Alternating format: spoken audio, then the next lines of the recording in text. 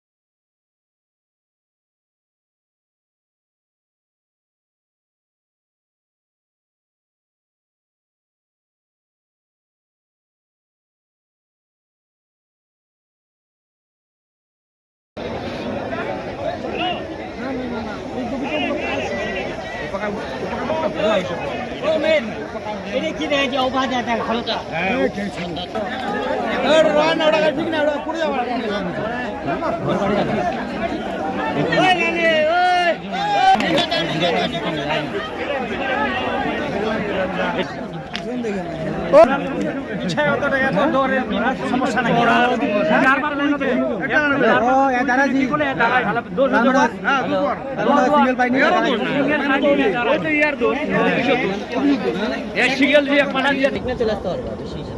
ভিতরে না, একদম রাঙাপানি রেলগেট পার করে 2 কিলোমিটার।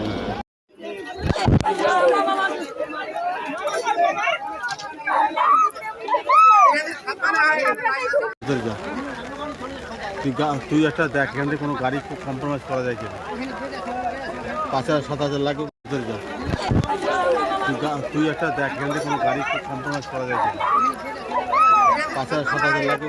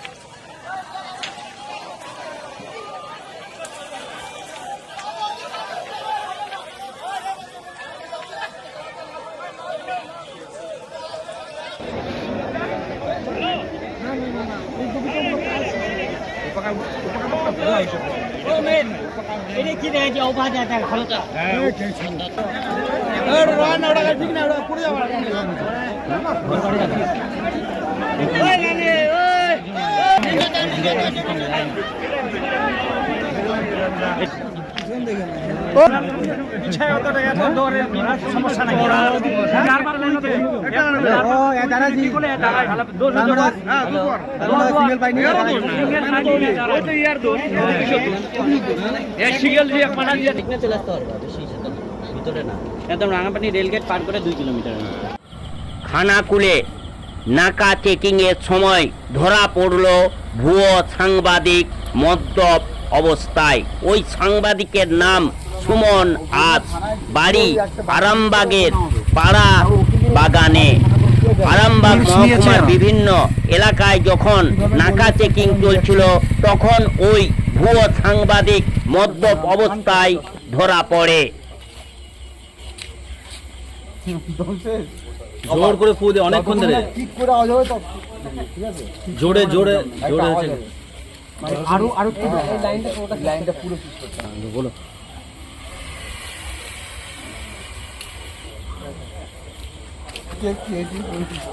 বলুন।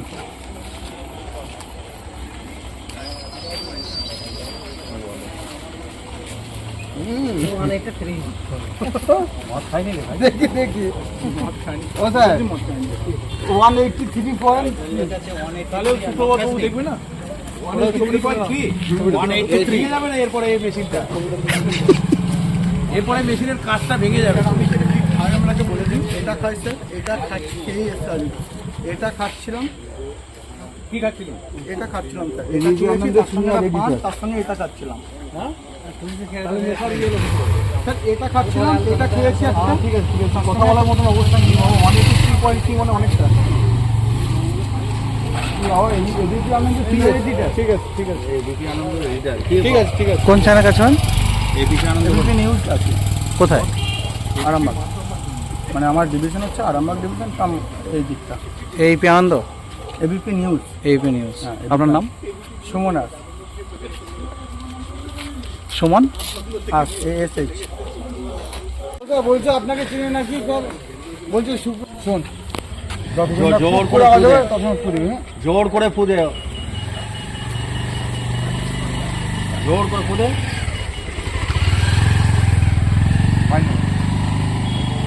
হ্যাঁ হয়নি আবার আবার দে আবার জোরে ফুদে পর্যন্ত ছাড়বি না এটা ফুদা হচ্ছে এরকম করে ফুদে জোর করে দে জোর দম নে ভালো করে দম নে চোখ লাল হয়ে গেছে আবার মদ খায় জোর করে ফুদে দে দিতেই থাক কাট এবার ঠিক আছে দেখি কতটা তুই মদ খেয়েছিস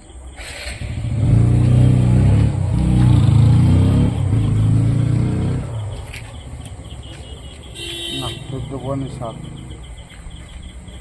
14.7 30 পয়েন্ট থাকলে বলছি স্যার একটু এ করে ছেড়ে দিন না আমাদের ভোরবেলা উঠতে খেয়েছিস তো অল্প স্বল্প খেয়েছিস না খাইনি মদ খাইনি মামা বাড়ি গেছিলাম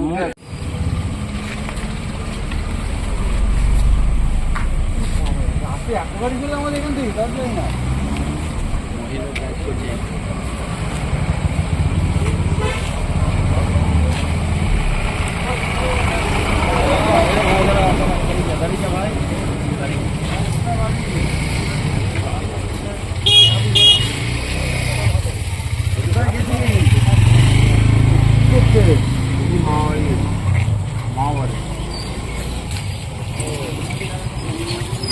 বাইকের নাম্বার নেই কেন কার বাইক দে ভাই নাম্বার কত খুলে সামনে লাগাবি হেলমেট পরছিস কেন তিনজন চাপিয়েছিস না না আমরা বিকালবেলা ঘোরার নাম করে দিচ্ছিস কেন বেশি কথা বলছে নাকি এটা হ্যাঁ বেরিয়েছিলাম মানে হেলমেট পড়তে হবে না না না আমার নয় তো ভালো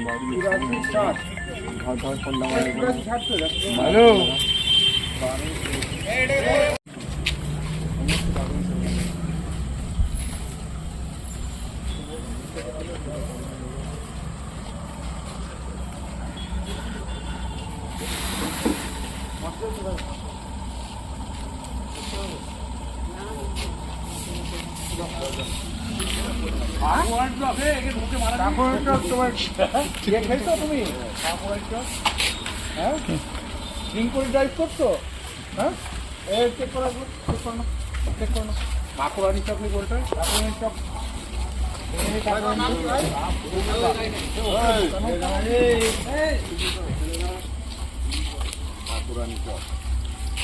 দেখে না ওইটা ইনস্ট্রুমেন্টটা আমার নষ্ট হয়ে যায় এই যে রেগুলার বুকটা এই মুখে দিই পাচ্ছি হ্যাঁ একটা মুখে দিলাম কত কত আছে খাইনি ফাইন আমি এয়ারপোর্ট গেছিলাম এখন আমি খেয়ে যাবো আমি এমনিতে গাড়ি চালালাম খাই না দিলাম তাতে মুখে একবার মুখে মারি যাবে দিতে থাকবে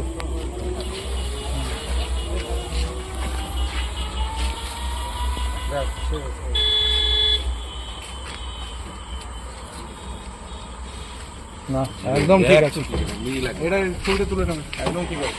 কিছু নাকা চেকিং হচ্ছে হঠাৎ করে, কেন কি বলবেন?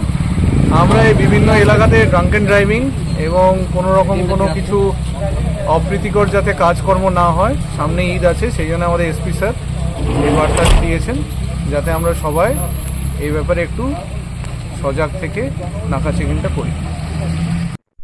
খানাকুল থানার রাজহাটি 2 নম্বর গ্রাম পঞ্চায়েত এলাকার রাজহাটি পশ্চিমপাড়া অর্থাৎ রাজহাটি সিপিআইএমের দলীয় কার্যালয়ের পাশে একটি বাড়িতে স্বামী স্ত্রীর অশান্তির কারণে গলায় গামছায় ফাঁস লাগিয়ে আত্মহত্যা করল রতন কুমার মণ্ডল, বয়স 32, বাড়ি সাউথ 24 পরগনা জেলার রায়দিঘি থানার সুন্দরবন এলাকায়। এই ঘটনাকে কেন্দ্র করে এলাকায় চাঞ্চল্য ছড়িয়ে পড়ে।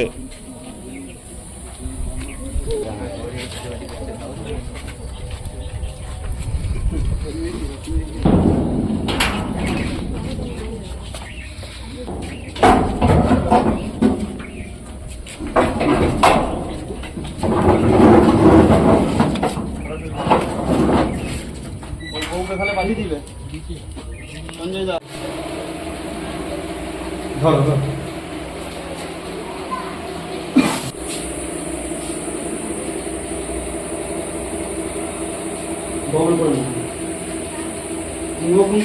এই চন্দন, এই আধার কার্ডের জেরক্স আছে।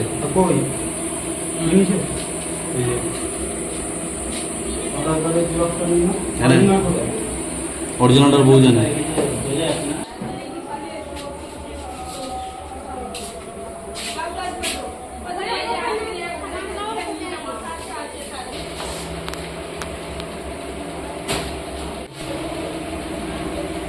ধরো ধরো।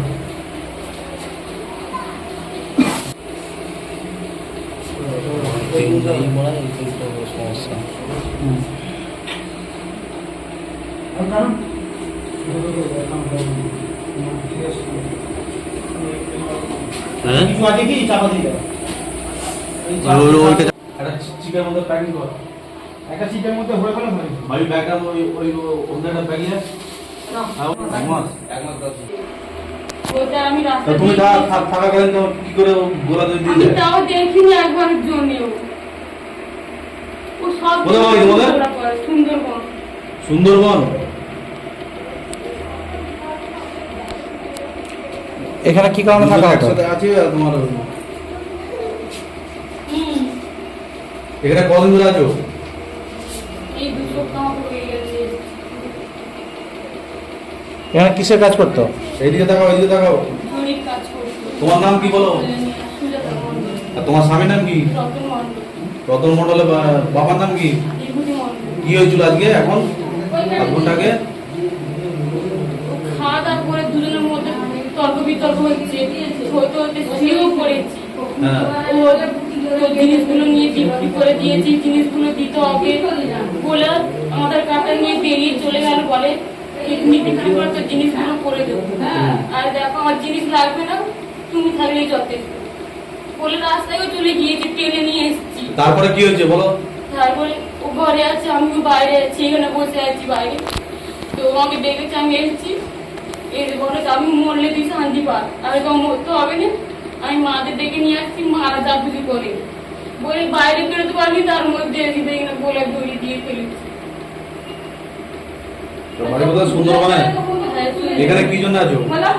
এখানে ভাড়াই এসেছি, ভাড়া। এখানে তোমার কি কি কাজ করে? জরির কাজ করে। বাড়িতে খবর দিয়েছ? তোমার আধার কার্ডটা দাও। আধার কার্ড এর ওর আপনার তোমার দাঁড়িয়ে দাঁড়িয়ে দিয়ে দিয়েছিল।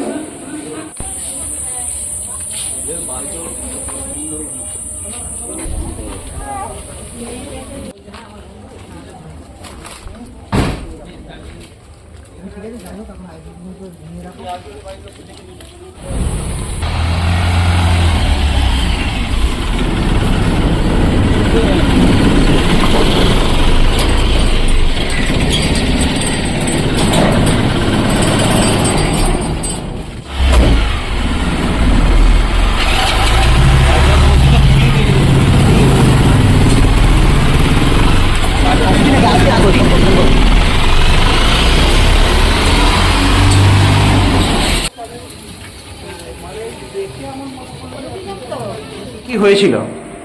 ঘটনা কি হয়েছে জানি না, বন্ধু আমার হয়, একসাথে কাজ করতাম বম্বে। আমায় যখন বললো যে বিয়ে করে আধার কার্ডটা পেলো, দাদা নতুন জায়গায় যাবো, পালিয়ে যাবো, বাড়ির মধ্যে আমাকে একটা রুম দেখে দাও। আমি এখানে এসে আমাদের পাড়ার মধ্যে রুম দেখে দিলাম যে এখানে এলাকাটা ভালো, এখানে কোনো প্রবলেম নেই, এখানে থাকো, কোনো কিছু অসুবিধা নেই। এসে আমি আমার ঘরে রুম দেখে দিয়েছি। এতদিন ছিল, কালকেও আমার সাথে সন্ধ্যেবেলা দেখা করে এলো যে একটা সামথিং একটা দেনা করেছিল 500 টাকা, বললো দাদা আমি দিয়ে দিয়েছি। আজ দুপুরবেলা আমি শুনলাম যে এই ব্যাপারটা হয়েছে। কি থেকে হয়েছে বলে মনে হচ্ছে? এটা ওনাদের ফ্যামিলি ব্যাপার, আমি কি করে বলবো। আর এখানে এরা কতদিন? গতকাল পর্যন্ত আমার সাথে এইটুকুই কথা হয়েছে, দাদা আমার এইটুকু দেনা ছিল, আমি মিটিয়ে দিয়েছি। আর কতদিন ধরে এনারা এখানে আছেন? 1 মাস 10 দিন। আর কি কাজ করতো? জয়ী কাজ। আর কোথায় বাড়ি এনাদের? এনাদের 24 পরগনা, সুন্দরবনের আশপাশে। আর এখানে কোথায় কোথায় কাজ করতো? এখানে সামথিং আমাদের যে নিচে 5 তলা বিল্ডিং আছে না, ওরই পাশে একটা রুমে কাজ। পরিবারে কি খবর দেওয়া হয়েছে? সেটা বলতে হবে। আপনার নাম? আমার নাম বাপ্পা, প্রদীপ পাড়ি। আপনার বাড়ি? আমার ভীমতলা স্ট্যান্ড। ঘটনা বলতে আমি আমাদের মনসা পুজো, ওখানে বাড়ির পাশে মনসা পুজো হয়, মনসা পুজোতে আমি ওখানে উপস্থিত ছিলাম। উপস্থিত থাকা অবস্থায় আমার দ্বিতীয় আর অন্য যে ভাড়াটিয়া যে মহিলা আছে, সে মহিলা আমাকে ডাকতে যায়। ডাকতে যাওয়ার পরে এরকম একটা পরিস্থিতি দাঁড়িয়েছে। পরিস্থিতিটি এসে দেখি যে মহিলাটা পুরুষটি এরকম আত্মহত্যা করেছে। এবার আশেপাশে আরও জানকারি নিলাম। জানকারি নেওয়ার পরে ওই যে আত্মহত্যা করেছে তার স্ত্রীর কাছ থেকে, বউয়ের কাছ থেকে জানতে পারলাম যে পারিবারিক একটা অশান্তির কারণে এরকম একটা ঘটনা ঘটিয়ে বসেছে। কতদিন বাড়িতে এরা ভাড়া নিয়েছে? এই 5 মাসের 1 তারিখ কি 2 তারিখে এরকম হয়েছে, প্রায় আনুমানিক 1 মাস 15-16 দিন হবে।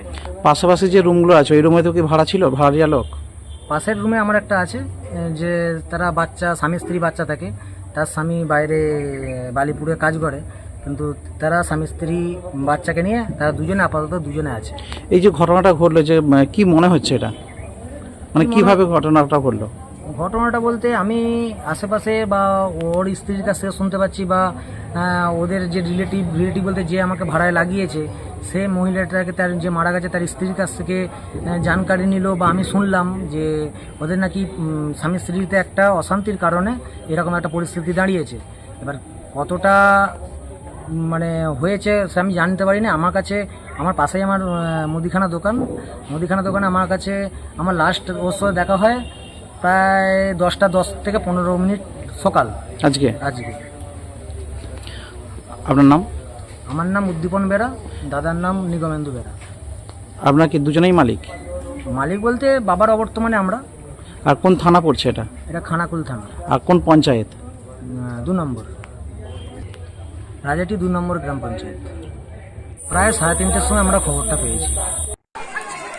মুর্শিদাবাদ জেলার লালবাগ শহর থেকে 8 কিলোমিটার দূরে তেঁতুলিয়া অঞ্চলের সিঙ্গা গ্রামে 10 বছরের প্রাক্তন তৃণমূল মেম্বার নার্গিস পারভীন এবং তার ভাই অ্যাডভোকেট রাজেশ আলীকে আবু তাহের খানের সঙ্গে থাকার জন্য বাড়িতে হামলা ও ইট বৃষ্টি এবং মারধরের ঘটনা ঘটল।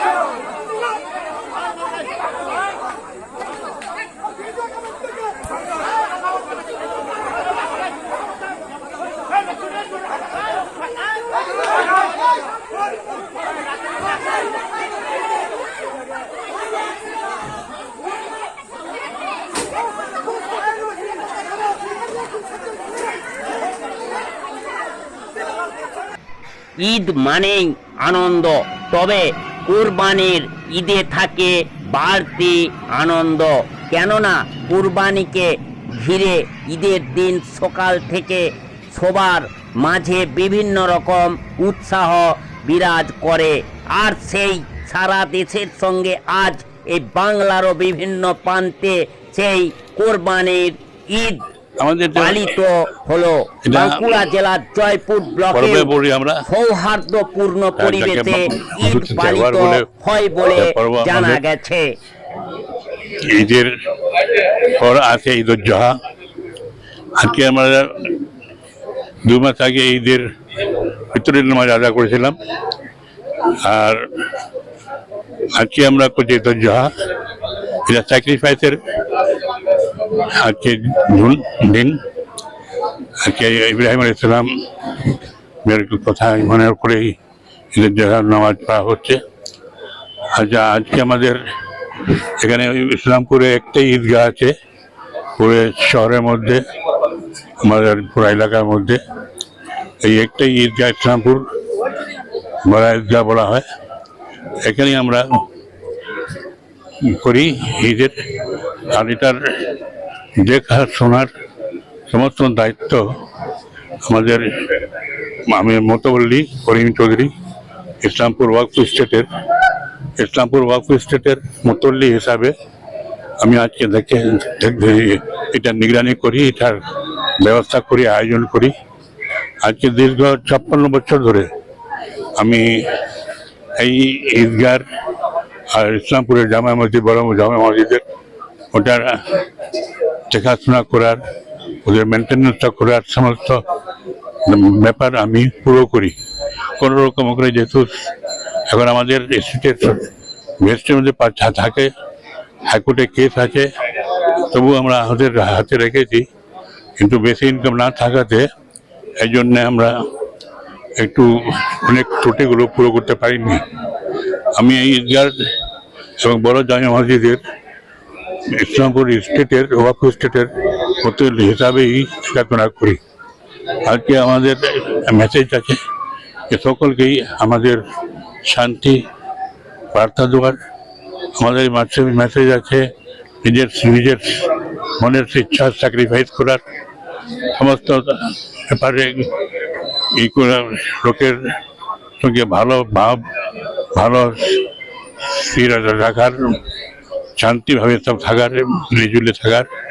আজ এই কোরবানির দিন সকলকে আমরা ইসলামপুর থেকে নিয়ে ইসলামপুর শহরবাসী, ইসলামপুর গ্রামবাসী, উত্তর দিনাজপুরের সমস্ত গ্রামবাসীদের, শহরের জেলাবাসীদের, উত্তর বাংলার এবং পশ্চিম বাংলার, বিশেষ করে আমাদের মাননীয় মুখ্যমন্ত্রী মমতা ব্যানার্জিকে আমি আজকের এই কোরবানির দিনের এই যে ঈদ উল জুহার নামাজের ওনাকে আমি শুভেচ্ছা জানাচ্ছি। সকলকে আমার শুভেচ্ছা থাকুক। আমাদের দিদির, যিনি পশ্চিম বাংলার নিগরানি করছেন, সারা পশ্চিম বাংলা 11 কোটি মানুষের, আল্লাহ তাআলা ওনাকে ভালো রাখুক, সুস্থ রাখুক। এটা আমি আল্লাহর কাছে দোয়া করছি যে উনির জন্যে আজকে সারা পশ্চিম বাংলাটা শান্তিভাবে আছে, রোজগারও পাইছে, সবাই ভালোভাবে থাকছে, ঘাটে থাকছে, রোজগার করছে, ঘর বাড়ি সব আছে। আর মহিলারা অনেক উন্নত করেছে। এই জন্যে মমতা ব্যানার্জিকে আমি অনেক ধন্যবাদ, অভিনন্দন জানাচ্ছি আর শুভেচ্ছা জানাচ্ছি যে উনি পশ্চিমবাংলাকে এইভাবে 10 বছর আরও টেনে নিয়ে যান। এটাই আমার কামনা আছে আর শুভেচ্ছা জানাচ্ছি।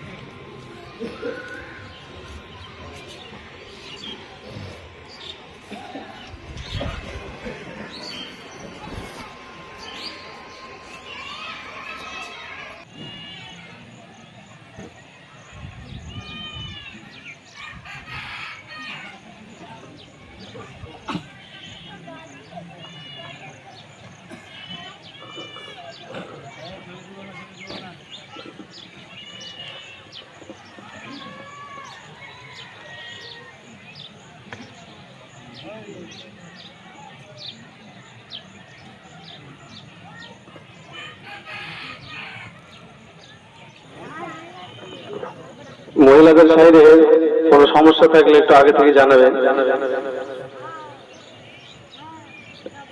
মুসল্লা যথেষ্ট পরিমাণে বিছানো আছে।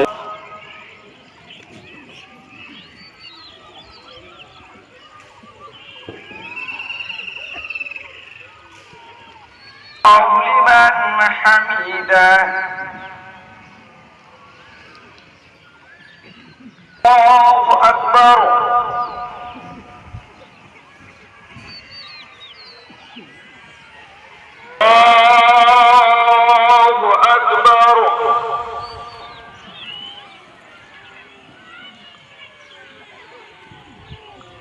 الله أكبر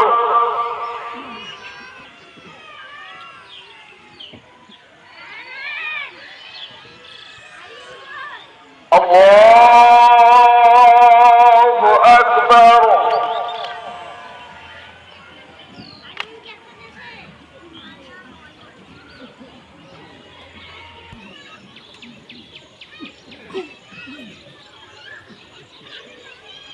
الله لمن حمده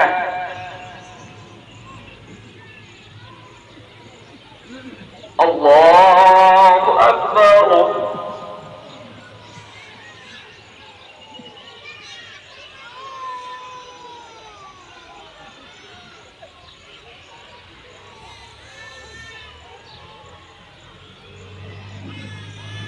الله أكبر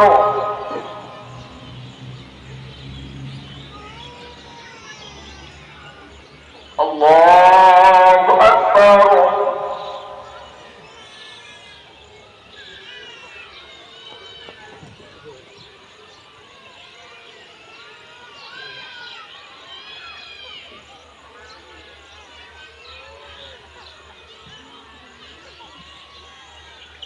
الله أكبر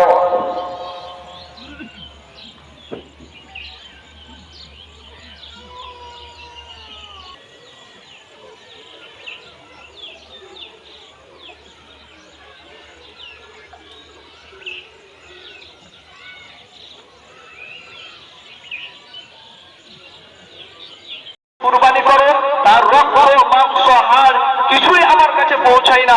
যেটা আমার কাছে পৌঁছায় সেটি হচ্ছে তাকওয়া, পরহেজগারিতা, খোদাভীতি।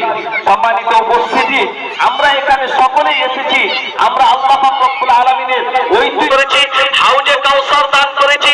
যে পানি তুমি যখন কাউকে পান করাবে, সেই পানি পান করার পরে পরবর্তীতে আর সে কোনোদিন পিপাসার্ত হবে না, তাকে কোনোদিন পিয়াসা লাগবে না। তো অতএব তুমি কি করো, ফাসাল্লি লিরাব্বিকা ওয়ানহার, তুমি প্রথমে নামাজ পড়ো, তারপরে তুমি কুরবানি করো। তাহলে কুরবানি করার প্রথমে, কুরবানি করার আগে আপনাকে একজন মুত্তাকি বা একজন পরহেজগার বান্দা হওয়ার জন্য আপনাকে 5 ওয়াক্ত আল্লাহ পাক রব্বুল আলামিনের ফরজকৃত নামাজ আদায় করতে হতো। কেন? আল্লাহ রাসূল সাল্লাল্লাহু আলাইহি ওয়াসাল্লাম তিনি আরো বলেন, বাইনাল আবদি ওয়া বাইনাল কুফরি তারকুস সালাহ, একজন মুসলিম এবং একজন কাফেরের মধ্যে পার্থক্য হচ্ছে সালাত। এবং আল্লাহ রাসূল সাল্লাল্লাহু আলাইহি ওয়াসাল্লাম তিনি আরো বলেন, মান তারাকাস সালাতা মুতাআম্মিদান ফাকাদ কাফারা, যে ব্যক্তি স্বইচ্ছায় এক ওয়াক্তের নামাজ ছেড়ে দিল তাহলে সে কাফেরের অন্তর্ভুক্ত হয়ে গেল। এবার আপনি আপনার অন্তরের মধ্যে হাত দিয়ে, আপনি আপনার বুকের মধ্যে হাত রেখে বলুন যে আপনি যে পশুটি জবে করছেন, আপনি যে পশুটি কুরবানি করছেন, এই পশুটি আপনি মুত্তাকি হওয়ার পরে কবুল কুরবানি করছেন কিনা, আপনি 5 ওয়াক্ত নামাজ আদায় করে প্রকৃত মুসলিম হওয়ার পরে কুরবানি করছেন কিনা। যদি আপনি এখনো পর্যন্ত প্রকৃত মুসলিমও না হতে পারেন, তাহলে আপনার শুধুমাত্র ওই মাংস খাওয়াই হবে। আর নচেত আল্লাহ পাক রব্বুল আলামিন যে তাকওয়া বা পরহেজগারিতার জন্য তিনি এই কুরবানিকে নির্ধারণ করেছেন, আপনার সেই পরহেজগারিতা অর্জন হবে না, আপনি মুত্তাকি হতে পারবেন না।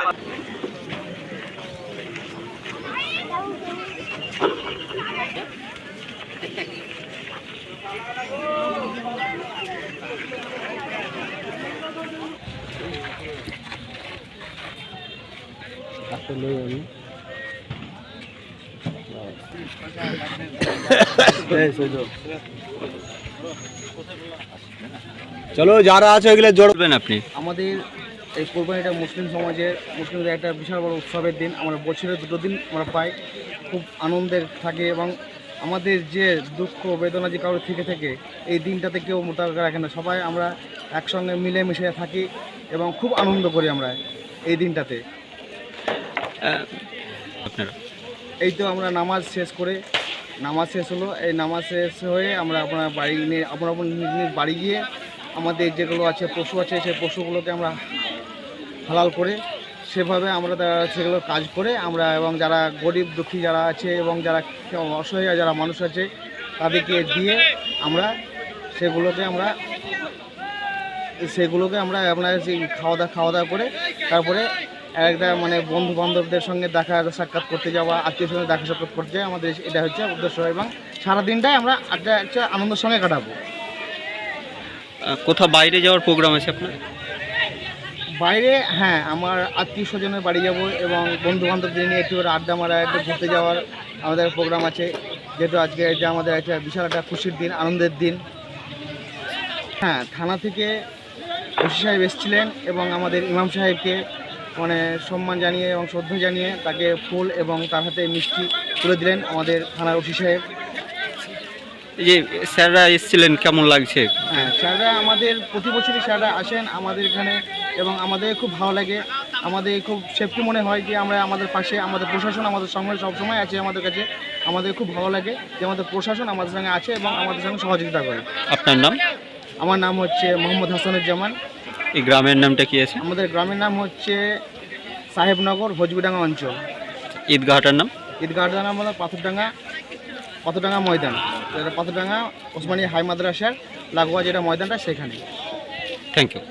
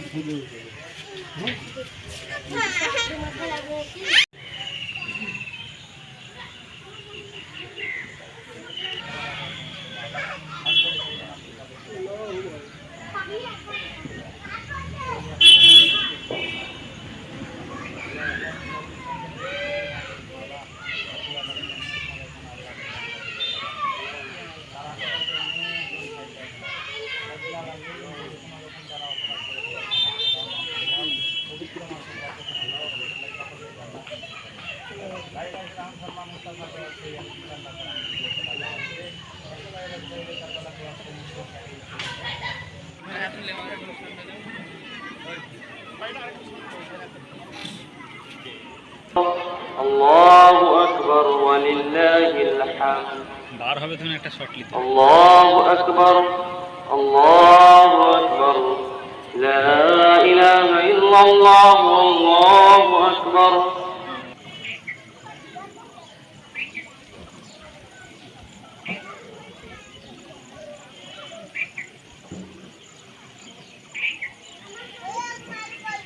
আল্লাহু আকবার।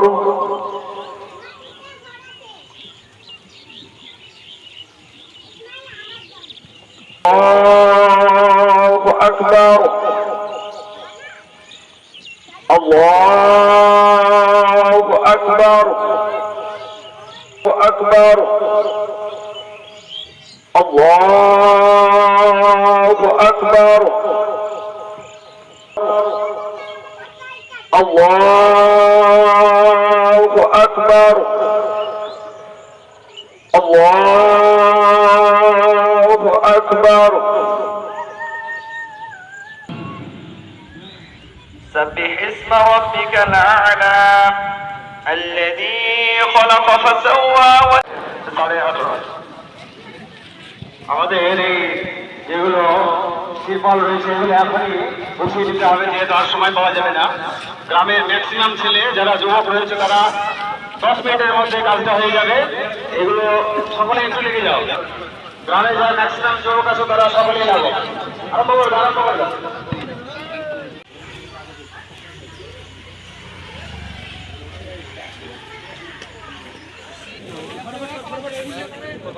প্রথমত যে এই দিনটা হচ্ছে মুসলিমদের একটা সবচেয়ে বড় দিন, যে আল্লাহ পাক রব্বুল আলামিন দিয়েছেন দান স্বরূপ। মুসলিমদের দুটো খুশির দিন আছে, একটা হচ্ছে ঈদুল ফিতর আর একটা হচ্ছে ঈদুল আজহা, অর্থাৎ আজকে কুরবানির দিন। এটা অত্যন্ত গুরুত্বপূর্ণ দিন মুসলিমদের জন্যে। এটাতে মুসলিমদের একটা সম্প্রীতি ভ্রাতৃত্ব আরও বেড়ে ওঠে।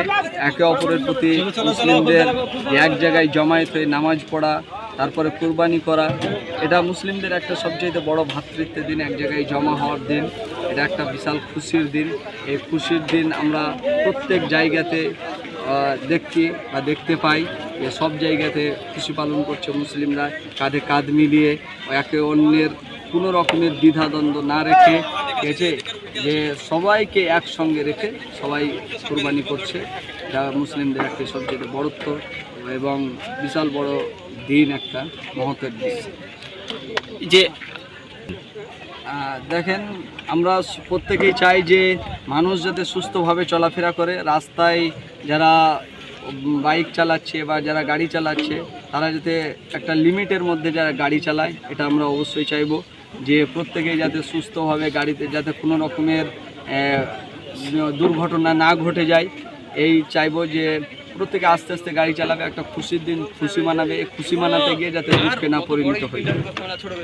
অবশ্যই সেটা গুরুত্বপূর্ণ একটা বিষয় যে সাম্প্রদায়িক সম্প্রীতি রাখতে হবে, আমাদের মধ্যে যে সাম্প্রদায়িকতা আছে সেটা সব বজায় রাখতে হবে, যে একে অপরের প্রতি যে আমার যে অমুসলিম ভাইরা আছে তাদের প্রতি সহানুভূতি এবং তাদেরা যাতে কোনো রকমের কষ্ট না পায় সেটা আমাদেরকে দেখতে হবে। মুসলিমরা এটা চিরচরিত আছে যে মুসলিমরা সব সময় সাম্প্রদায়িকতা থেকে মুক্ত থাকে এবং তারা ভ্রাতৃত্বের মধ্যে একে অন্যকে সব জায়গায় নিয়ে সবাই চলাফেরা। আপনার নাম? আমিনুল ইসলাম। আপনি? আমি এই ঈদুল আজহার ইমাম, সাহেবনগর ঈদগাহ ময়দান। আজকে আমাদের বকরা ঈদ, আমরা প্রতি বছরের মতো এই বছরও যেভাবে আমরা পালন করে থাকি সেইভাবে আমাদের খুব সুন্দরভাবে উদযাপন হচ্ছে। কুরবানি আমাদের খুশির উৎসব, এটা আমরা খুব সুন্দরভাবে পালন করার চেষ্টা করি যাতে কোনো সম্প্রদায়ের কোনো দিক থেকে কোনো ক্ষতি না হয়, সেই হিসাবে আমরা সুন্দর পরিবেশ রাখার চেষ্টা করি এবং এইভাবে আমাদের কুরবানি প্রতি বছর নিয়মিতভাবে সুন্দরভাবে পালন হয়, এখানে কোনো রকম কিছু অসুবিধা হয় না। আপনার নাম? আমার নাম মাওলানা কারি মনিরুল ইসলাম রিজভী সাহেব, মোল্লাপাড়া জুম্মা মসজিদের প্রেসিডেন্ট। ঈদ উপলক্ষে বেড়াতে বেরিয়ে গুরুতর আহত 2 বাইক আরোহী।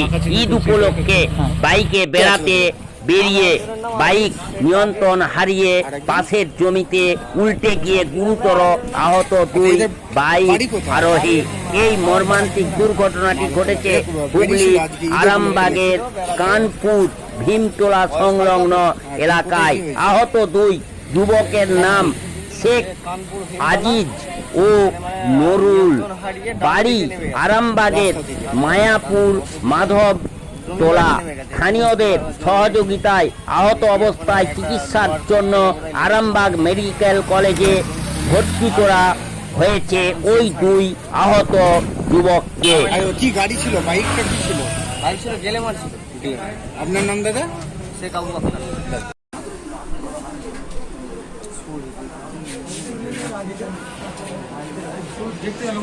ওটি ওই বিল্ডিং নিয়ে চলে যাও, ওখানে ওটি ঢোকালে অনেক কাজ।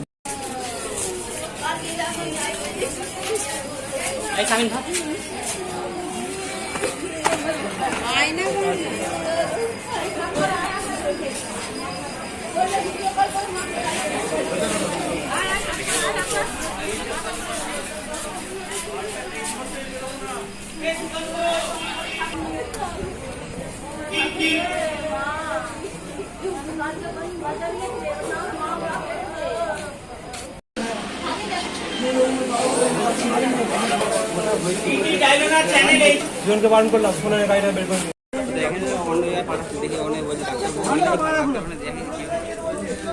আমি খাইনি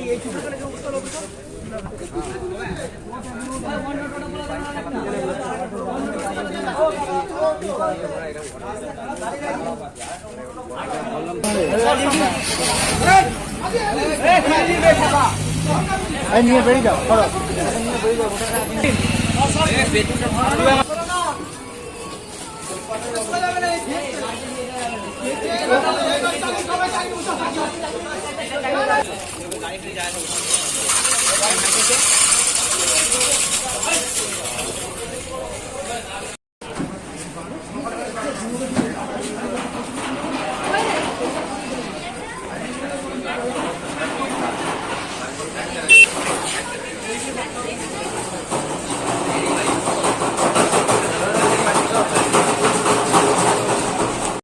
চলো চলো একটু দাঁড়াও।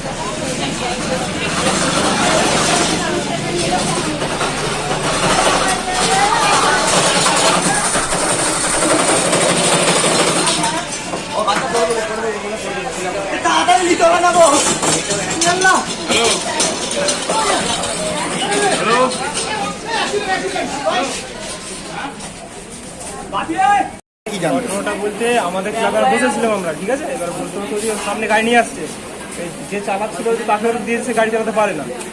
বারণ করলো, 1000বার বারণ করেছি গাড়ি নিয়ে যাতে রাজি বেরোচ্ছে না, সাবধান সাবধান। তাহলে একটা অ্যাক্সিডেন্ট হয়েছে পাশে, আমাদের গ্রামে একটা অ্যাক্সিডেন্ট হয়েছে, মারা গেছে। তো বারণ করা সত্ত্বেও আমরা বাড়িতে এসে যাই ঢুকেছি, শুনলাম যে ওখানে অ্যাক্সিডেন্ট করে বানপুরে।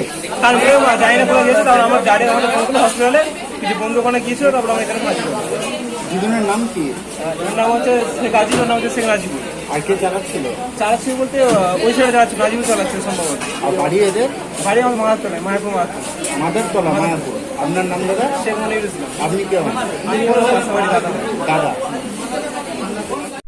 হুগলির চাপদানি পৌরসভার 4 নম্বর ওয়ার্ডের উর্দু প্রাইমারি স্কুলের নিউ সংস্করণ নিয়ে বিতর্ক উঠে আসছে কাউন্সিলরের বিরুদ্ধে।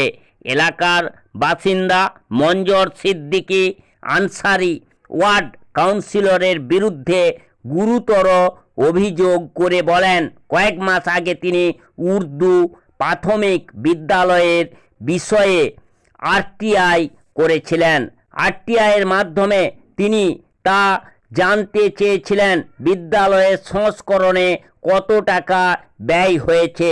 আরটিআইয়ের মাধ্যমে প্রশ্ন করেছিলেন তিনি এবং জানার চেষ্টা করেছিলেন যে নির্মাণ শুরু কাজে ব্যবহৃত অর্থ সঠিকভাবে ব্যবহার হয়েছে কি না বা দুর্নীতি হয়েছে কিনা। ওই এলাকায় কোনো সরকারি সড়ক বা অন্য কোনো দপ্তর নির্মিত হলে শুধু আমার নয়, প্রত্যেক নাগরিকেরই দায়িত্ব তা জানার চেষ্টা করার যে অর্থ ব্যয় হয়েছে ঠিকমতো হয়েছে কিনা বা তাতে কারচুপি হয়েছে কিনা। 19(1)A में हमें ये राइट दिया है कि हम अपनी बात रख सकें, और इस बात को जो है आप हमें धमका के, डरा के ये सोच रहे हैं कि हम ये सवाल नहीं पूछेंगे, तो ये एक हर शहरी का ये हक है।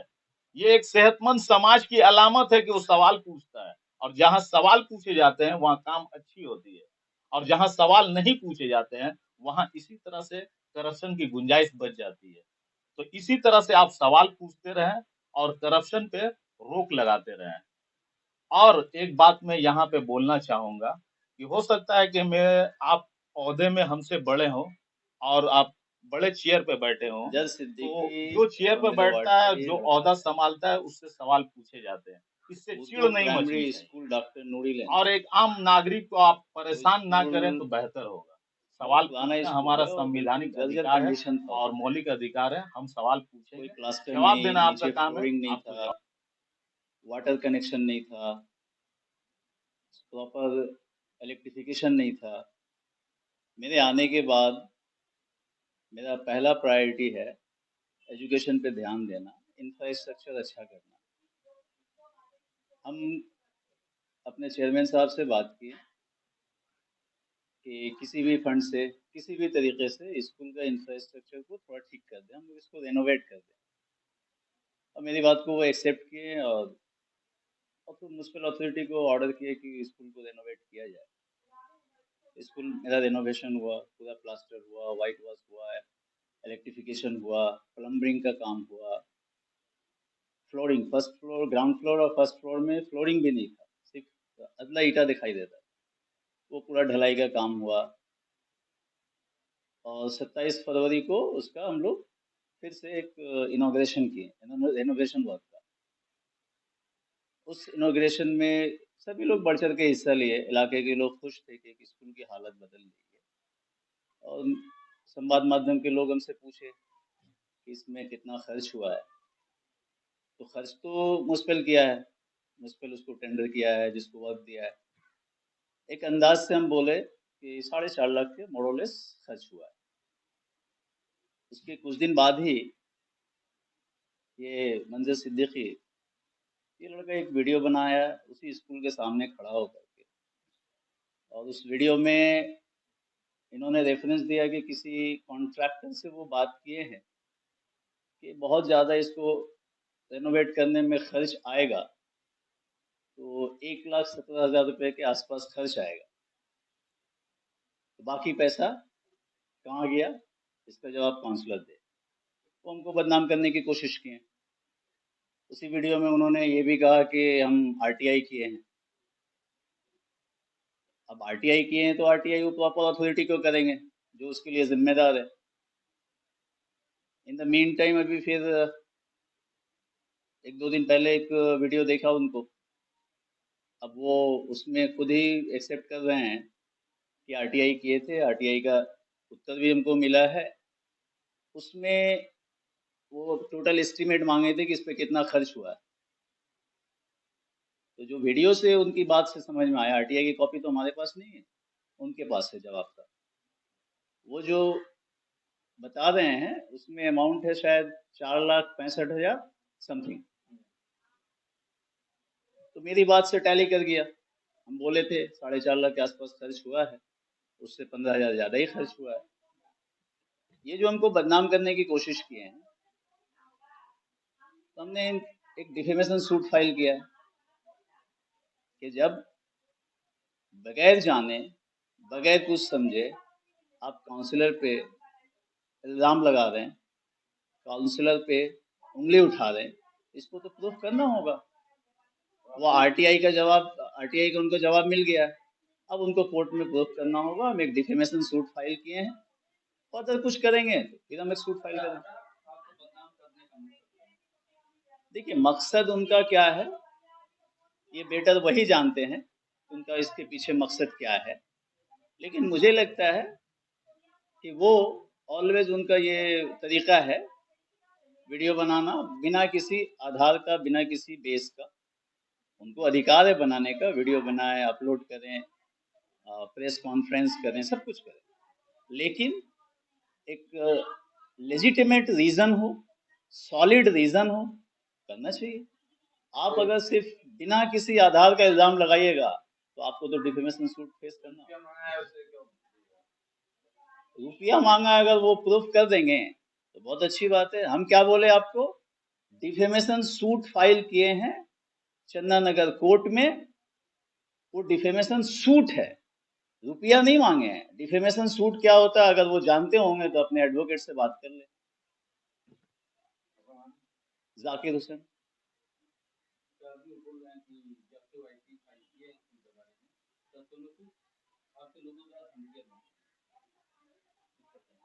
ये तो बहुत इजी तरीका होता है भाई बोलने का कि हमको धमकी दिया जा रहा है, हमको कुछ अलग अलग तरीके से थ्रेट किया जा रहा है।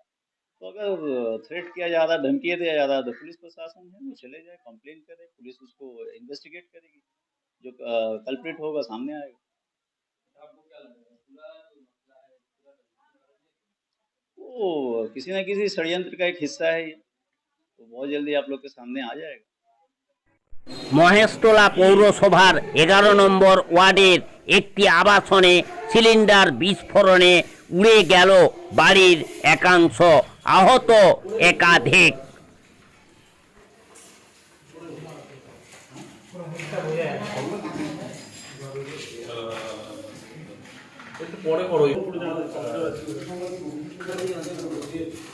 এই ভিডিওটা মনে করেছি নিল না বলে পরে করবো।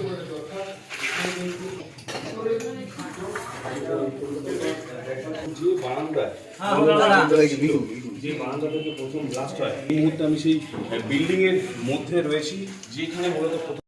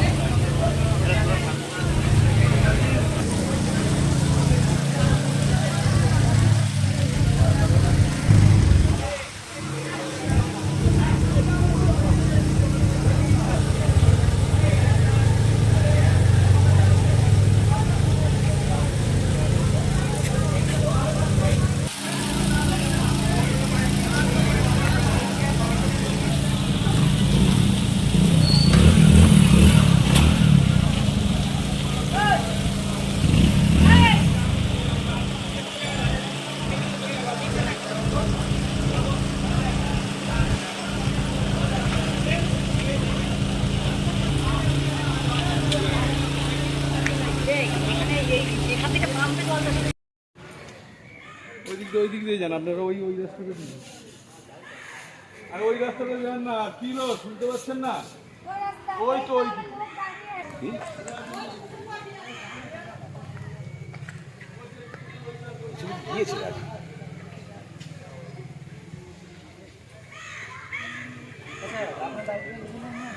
আরে ডায়েরি তো অনুবাবু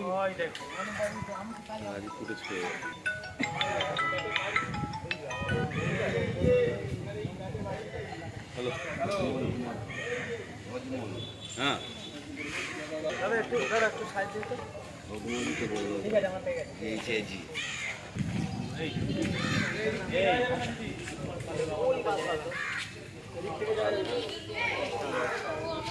সকালে তো মনে হয়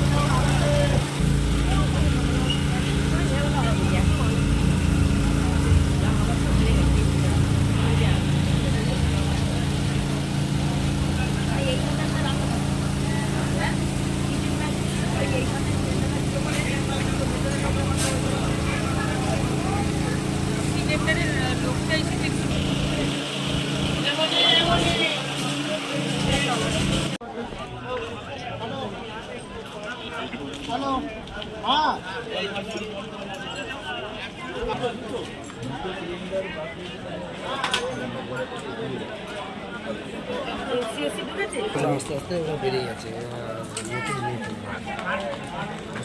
সেরকম কিছু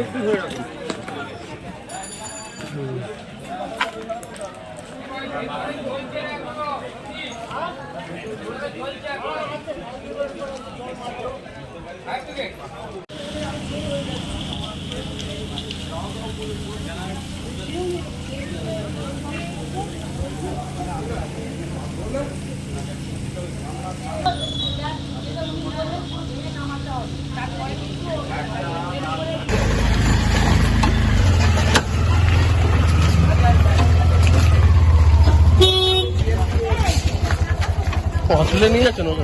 হসপিটালে নিয়ে এলেন।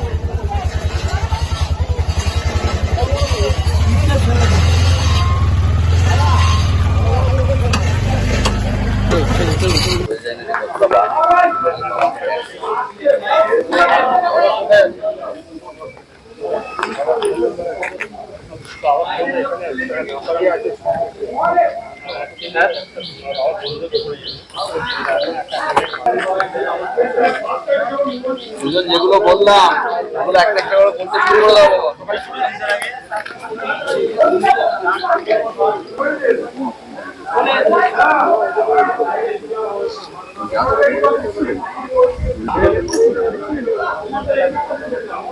ওই যে দীনবন্ধু অ্যাপার্টমেন্ট, সরকার পাড়া, গোপালপুর সরকার পাড়া। এটা এখানে ওই যে উপরে যারা থাকেন তাদের দুটো সিলিন্ডার ছিল।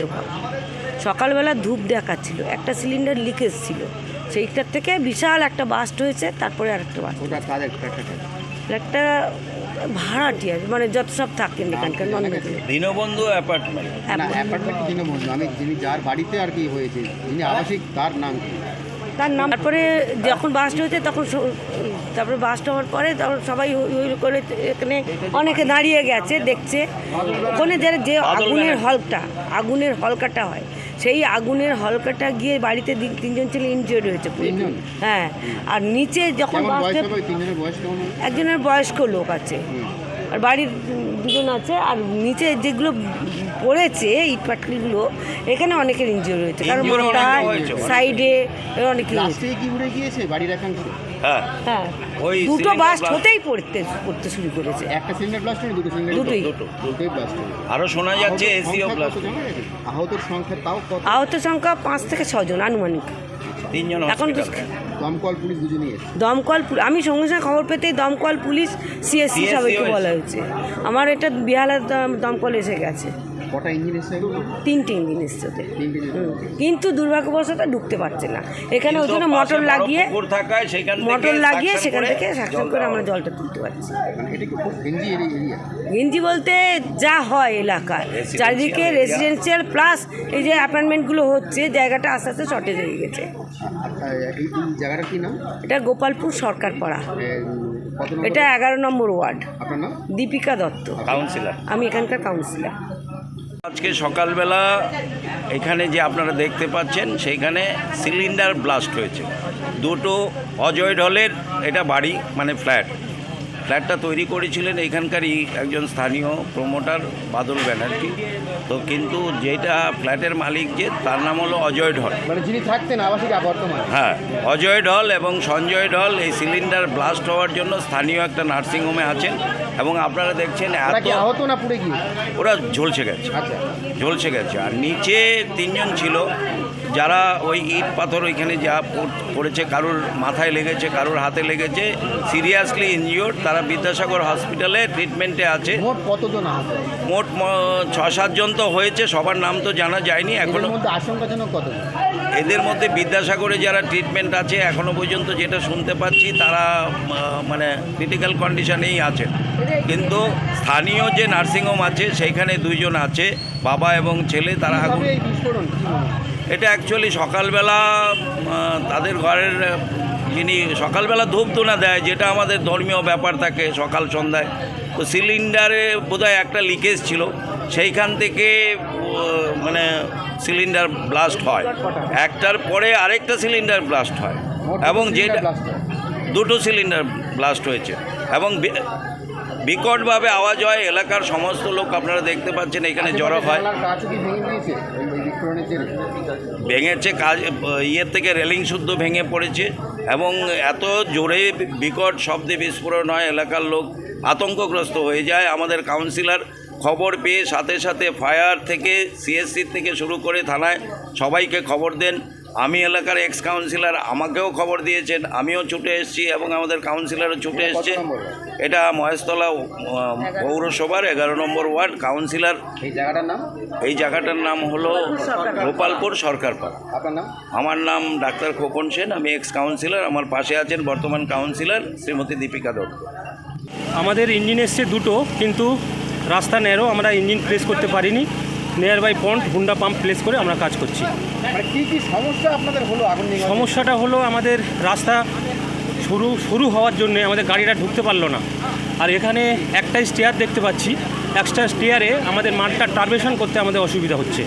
এখানে ব্যালকনি, বারান্দা, গ্যাস সিলিন্ডার ছিল, সেখান থেকেই ফায়ারটা হয়েছে এবং সিলিন্ডার বাস্ট হয়েছে।